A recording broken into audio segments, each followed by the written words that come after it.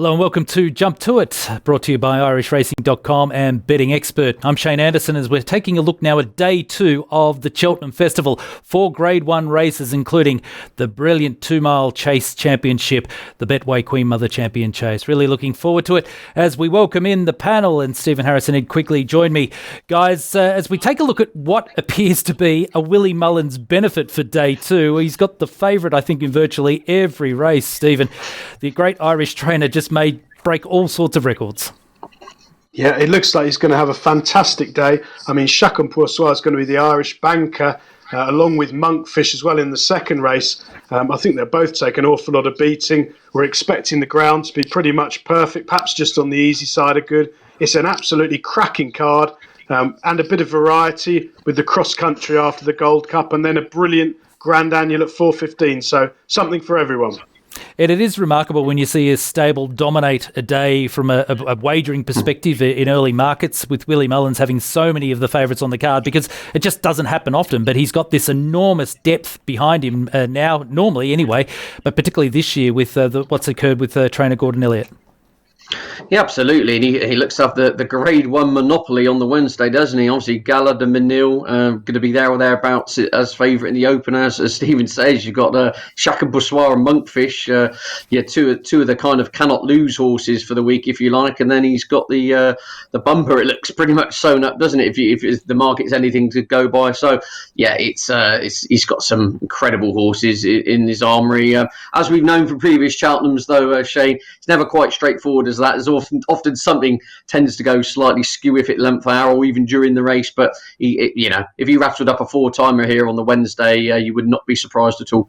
Yeah, it's certainly one of my favourite days of racing, day 2 of the Cheltenham Festival. Let's take a look at some of the feature races on the card. Right, guys, let's get into it. We start with the Ballymore Novice Hurdle Race. Now, this race traditionally is won by a horse that is in winning form. It's usually a horse that's well in the market. Of course, won last year by Envoy Allen. How are you assessing it this year, Stephen? Well, I've sort of gone backwards and forwards on myself. It looks 3 runners now. Bob Olinger, Gaillard, Mesnil and Bravemansgame. And at the prices, I've gone with Paul Nicholls' Bravemansgame. I think the key is probably good ground. Nicholls has always said he wants good ground. He's won on good ground. He's a strong traveller, sound jumper with a turn of foot. He was really impressive at Newbury last time in the Challow. And I do think he has got the best form in the race. Now, I'm not one to listen to gossip, but Jamie Codd did say in a recent preview evening that Bob Olinger was the biggest certainty to ever look through a bridle for the Ballymore. So you do have to respect that. He'd be a blinding judge. And it's very hard to compare the two different form lines. I wasn't mad on the third runner. I've watched him back, Gaillard Mesnil. He's not done a lot wrong, but they put a hood on last time, and I have got slight attitude concerns with him, whereas I think Bravemansgame is a straightforward ride. They'll probably be positive. They know he goes on good ground.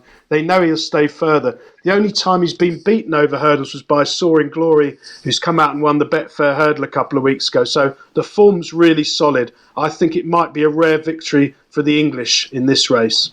Bravemansgame around that 7-2. Hopefully we can get maybe 4-1 with him. Currently 7-2 with Bet365. Interesting to hear, though, Ed, that term certainty for Bob Olinger, because in Australia, if someone came out and said a horse was a certainty or a moral, it usually leads to that horse's downfall. What happens with you in the way that you look at these races? I agree with Stephen in the sense that usually I've got my Longshot goggles on. I'm looking for something at 20-1 to come into the picture. I generally think this is between the big 3 here. Often we set it up as we kind of bill it as the big 3, and then something goes and spoils the party. But the form we've seen on the track of Gaillard and Mesnil, of Bob Olinger and of Bravemansgame looks head and shoulders above the others. And I keep flip-flopping just on value grounds between leaning now towards Bravemansgame, but I've kind of always thought Bob Olinger's the natural horse for this. I mean, they're 2 very different types of horses, I think is the key point here. You've got Bravemansgame as your future staying chaser. You know, he's already been given the comparisons of Denman by his trainer, whereas you've got Bob Olinger. If you ran him in a champion hurdle, he probably wouldn't be disgraced. You know, he's got a lot of boot over 2 miles. So 2 very different types of horses, and it'd be very interesting to see how it plays out. The big unknown for Bob Olinger, of course, is the ground. He's done all his winning on very soft ground, but unlike some of these other horses I've seen with high knee actions, he's such a a strong traveller and a smooth mover, I actually think the ground won't be much of an inconvenience for him. So, in honesty, I've got splinters in my backside a little bit on this race. I'm narrowly with Bob Olinger, but I think it's between those two. Gaillard and Mesnil I do respect, and I think he probably fits somewhere in between the two in regards to being the blend of the stamina angle and the speed angle. But I'm not quite totally bought on his form, shall we say. Again, a lot of form on soft ground, and the headgear's gone on, and he would be my least favourite of the three. So I'm tentatively Bob Olinger, but I'm not really shocked if any of those big three win, in truth. All right, the market should dominate that race from an outcome perspective. Let's go to the next of the Grade 1s, and this, of course, is the Brown Advisory Novices Steeplechase, a race that was formerly known as the RSA, a race that can often see a horse emerge in years to come and be running around in the Gold Cup. Stephen, are you seeing a potential Gold Cup horse that could come through it this year? Definitely. Well, Monkfish is currently the 11-8 on favourite at the moment for Willie Mullins. He's 3 from 3 over fences this winter in Ireland. The only thing, looking back through all of his form, I think every single time it's been soft or heavy when he's run. So good ground, potentially, that's a question mark. But that being said, he's a sound jumping, strong traveller, straightforward ride with a really good attitude. He's scared everything off, hasn't he? I mean, it's hard to find a second in, really.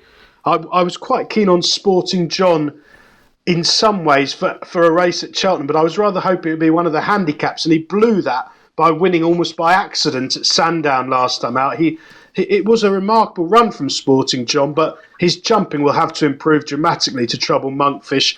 All the other sort of maybe horses look like they're going elsewhere at this stage. Royal Pagali, the big breakaway, we're not sure. Lieutenant Rocco's going for a handicap. He's scared them all off, Monkfish. He's going to be another favourite who's going to be extremely hard to beat. And if we've seen on day one all the good things going in, there'll be a lot of running up money, and he could even get shorter than the current price of 11-8 on. The way that he jumps, Stephen, he looks just a natural. It's so rhythmic to watch him go about his business. I think that's also something you need to consider when you look at the Cheltenham Festival, because it is a course that is tough. It's a course that's uphill, down dale. They're changing everywhere. The fences are tough for them to get over. He does look the real deal, though, doesn't he?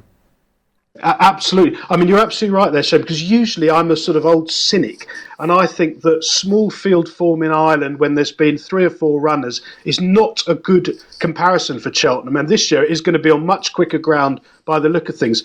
That being said, these aren't 17-runner races anymore. They're going to be 5, 6, 7-runner races, because there's so many options of races to run at the festival. It gets diluted.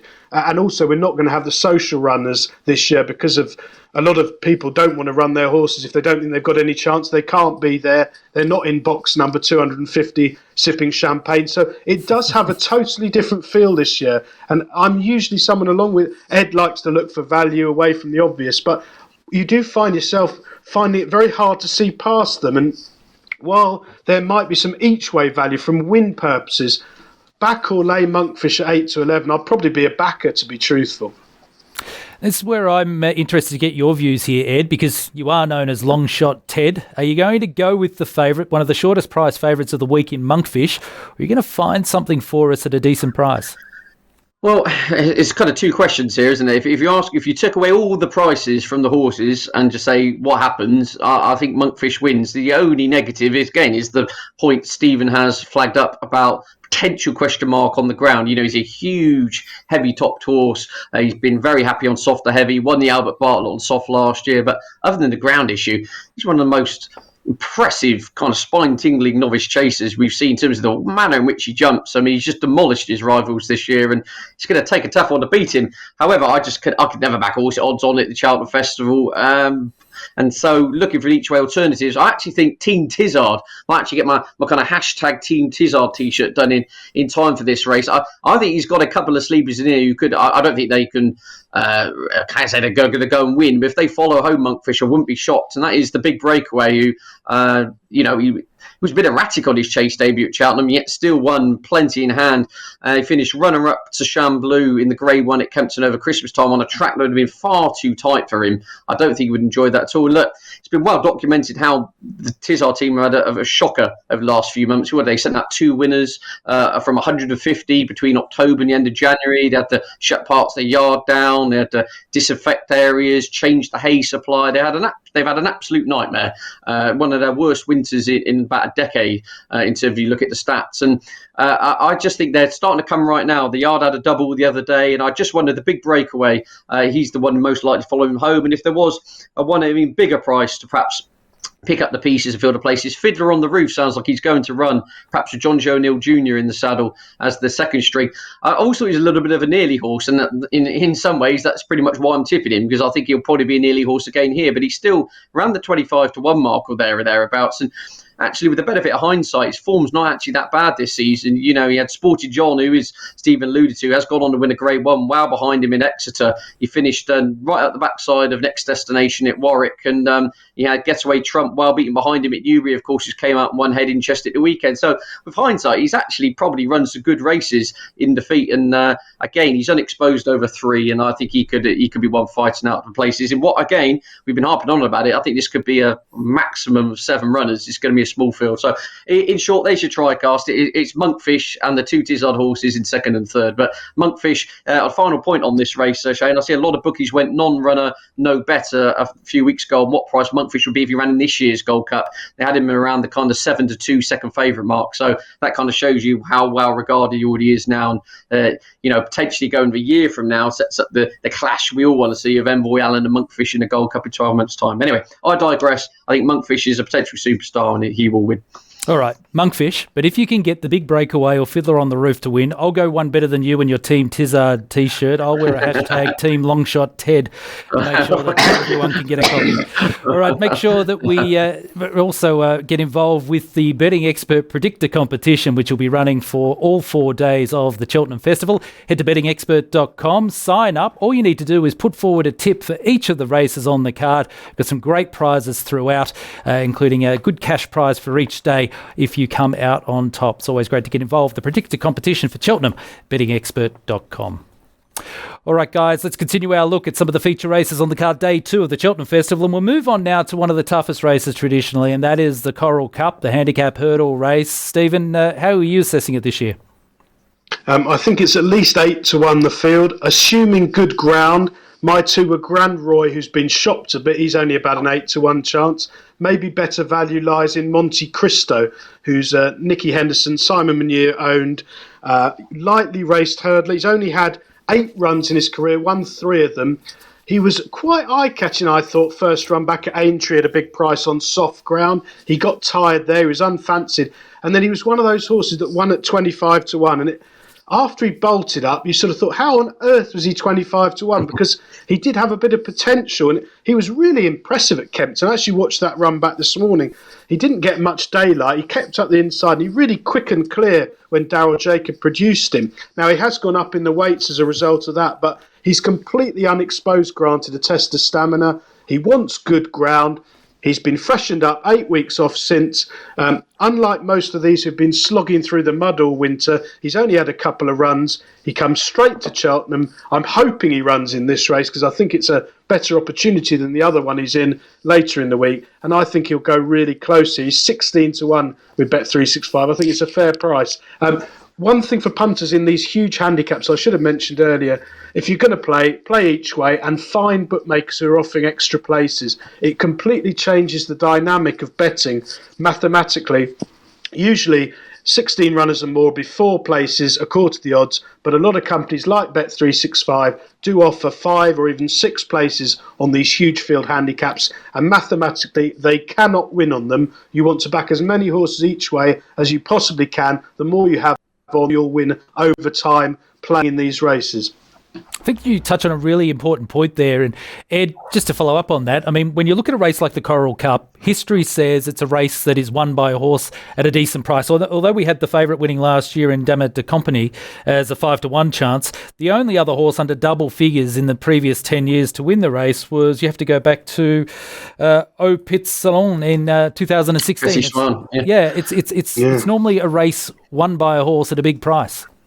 Say your French is nearly as good as Stephen's, Shane, as Let me go back. It's the level of my French. But no, you're quite right. Again, shopping around for value is always the key. I mean, I've actually backed Grand Roy anti-post at big prices for this, but the value is kind of shrinking. But it's been pretty much well documented. Horse has been targeted at this race all season. Step back up to 2.5 should really suit better ground. Looks Novice horse, if you like. If I was going to throw one at a big price, I actually think, even though he's probably going to have the burden of top weight here, Thomas Darby, I don't think he'll disgrace himself at all.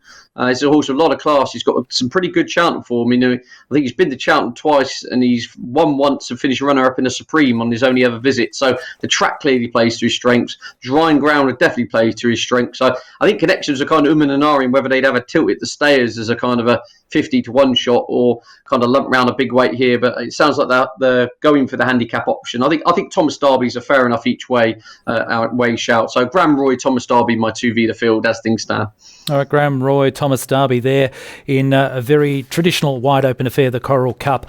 Well, one of the championship races of the week is race number 4 on the card, and that is the Betway Queen Mother Champion Chase. An Australian horse won it many, many years ago, the Mighty Crisp. And this year we get to see, I think, some superstars sort of really go head-to-head, because we've got the old warrior in Altior. I know, Stephen, you've been quite critical against him over the past few weeks, but if he can bring his best, he'll be right in the thick of things on his true best form. But with what we've seen from Chacun over the campaign so far, he does look the one to beat. Yeah, this is another race. I have actually got quite a strong opinion on this. I'll be absolutely stunned if Altior wins. He's 11 years old. He's slow now. It's nothing to do with... There's a lot of talk after he ran the other day at Kempton. He was not going a yard from a long way out, and he didn't really pick up. The winner, Noob Negra, laughed all over him on ground that was soft enough for Noob Negra. It's going to dry out by the look of it. Altior will not be quick enough. I mean, I know people like backing horses on memories, but not for me. If he wins, I'll have to do my money, and I think I'll be laying him a place as well. And the other one I can't have on my mind is Politolo, who won a race, this race last year from the front under a brilliant ride from Harry Skelton, but the odds-on favourite, Defi de Sul, ran abysmally, and it was an extremely poor renewal. Politolo's come back as good as ever this season, but there's no way he'll get any peace on the lead in this race. I think First Flow of Kim Bailey is going to definitely run in the race. He'll be looking to front, so there's going to be a war on the lead as there was at Ascot. I don't fancy First Flow either. That's all of its form is right-handed. It's an Ascot horse. I don't think he wants to go to Cheltenham. So you're left with Chacun and Noob Negra, and I think Chacun has only been beaten once since he arrived from France, when he was turned over by A Plus Tard. Pardon my French, Shane. Last season, he's returned better than ever. He's another sound-jumping, strong travelling. I think he'll love good ground. He's got a really good race make-up to sit 3rd or 4th, and I think he'll win a long way. I think Noob Negra's the other runner, but I've got a feeling Noob Negra wants a flat track, and he'll be seen to much better effect. He's an Aintree glider, Noob Negra, rather than a Cheltenham grinder for me. I think he'll finish 2nd. I think the pair of them will be a long way clear. A very uncompetitive race, and I'm expecting a really good display from Chacun Poussoir. It's almost an elimination process that you've gone through there, because you've put a line through the horses that have won the race for the past 3 years. Ed, are you seeing it similarly? I know that, again, we've talked a fair bit about Altior over the past few weeks, but are you putting him in the spent force category? On balance, yes. I mean, so we, it's the old saying: if you want fairy tales, go to Disneyland. And I just think, look, he's a horse who's been brilliant, but the key word being has been brilliant. At the age of 11, I mean, 11-year-olds have got a shocking record in Grade 1s at Cheltenham Festival. I think it was in Moscow Flyer, the only 11-year-old champion chase winner since World War II. He's got to roll back a lot of years, come back to his best, and arguably be even better than ever with Chacun Poussoir in here. I mean, look, in regards to Chacun Poussoir, the only reason punters are nervous and no one's really steaming and he's not short it is purely for the fact he's not got the Cheltenham Festival form or the Cheltenham form in the book. That's the only thing. If you were ticking 10 boxes on his CV, he's got the other 9 kind of ticked off, hasn't he? That's the only kind of element of nervousness, and you're going to get a B4 salmon syndrome for some reason. He just doesn't take to it. But on what we're seeing this year, he's the horse they've all got to beat. I pretty much agree with 90% of Stephen's eliminations in here. I think First Flow needs heavy ground right-handed. Politolog, the race fell into his lap last year at the age of 10 now. I think he got a bit shown up last time. The horse in here, I think... a little bit of a lurker, if you like, is Rouge Vif for the Harry Whittington team. I think it'll be him, Politolog, and First Flow will be going like the clappers, and I actually think the other two won't be able to keep with this horse on good ground. This is the key. If you go back to the October meeting where the ground was pretty lively, yes, it was only in a handicap. He had a huge weight off 156, and they did not see which way he went. He absolutely pulverised the field, wiped the floor with them in a really fast time. Since then, the yard have struggled. They've been well out of form. They've had a lot of issues, and he's run below par on very soft ground on a couple of occasions. And even saying that, didn't disgrace himself in the Tingle Creek on very deep ground. He was still travelling well, coming to 2 out before tiring up the hill. I think back at Cheltenham on spring ground, we see a different proposition. So, in short, I think Chacun will still be good enough to pick him up and go past him. I think Rouge Vif can kind of go out on the shield and hang on for a place. Rouge Vif currently is around that 25-1 mark, so an each-way option with William Hill. And, of course, we did have Harry Whittington as one of our guests on Jump to It earlier on in the season, and he was very bullish about the horse if it was the appropriate ground. So I think you can certainly back him at that price. Guys, the last race we want to touch on around day 2 for Cheltenham, of course, is the Johny Henderson Grand Annual Handicap Steeplechase. And this, again, is a race that can often be one of the more competitive races on the card. Always an exciting affair, Stephen. Which way are you going?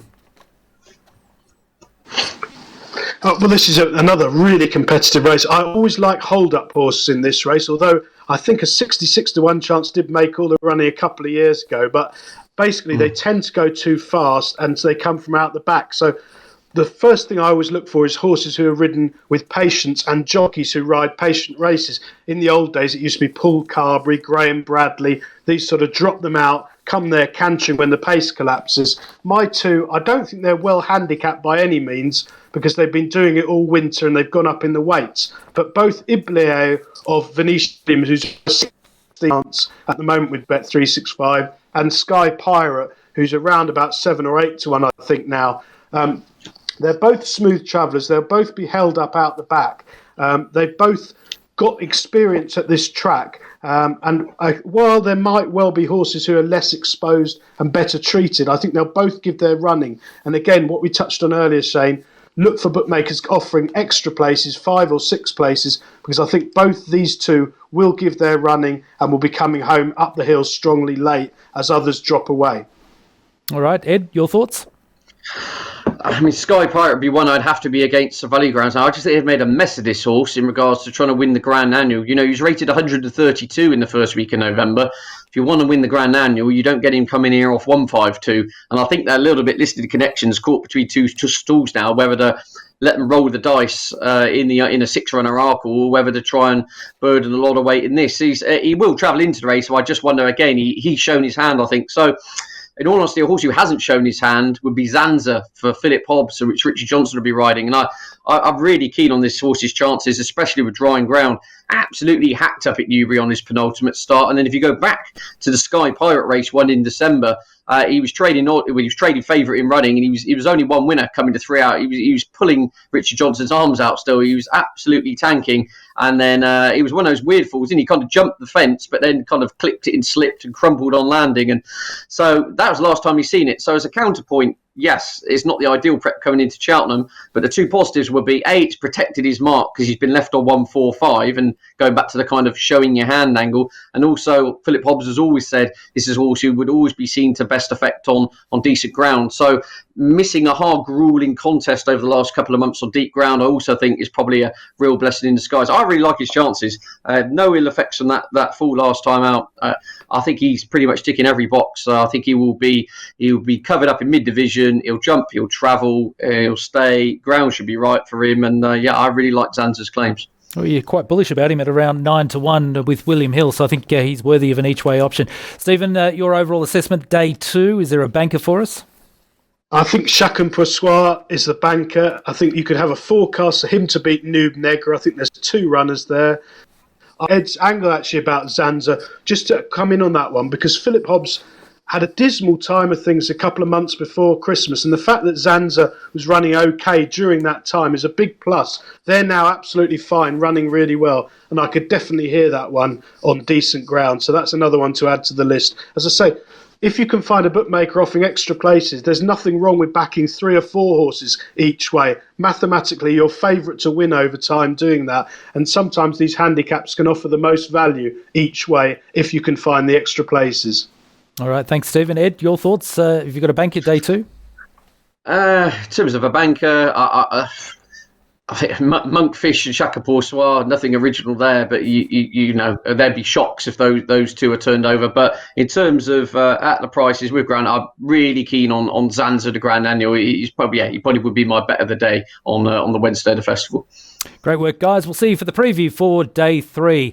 There's Stephen Harris and Ed Quigley with our look at day 2, highlighted by the Betway Queen Mother Champion Chase, one of 4 Grade 1 races on the card, and of course one of the championship races of the week. Make sure you head to irishracing.com for all the latest news, tips, cards, opinions, and hopefully plenty of winners for racing in the UK and Ireland. And also head to bettingexpert.com. Stephen Harris's tips are available each and every day for racing in the UK, where he provides a best bet or a nap, as well as a value selection, and he's been in fantastic form over the past period of time. Let us know who you like for the Cheltenham Festival. Go to the Irish Racing or Betting Expert social media accounts, whether it be for Twitter, Facebook, Instagram, or make sure you subscribe and give us your thoughts here on our YouTube channel. We'll see you for day 3 preview for Cheltenham Festival here on Jump To It.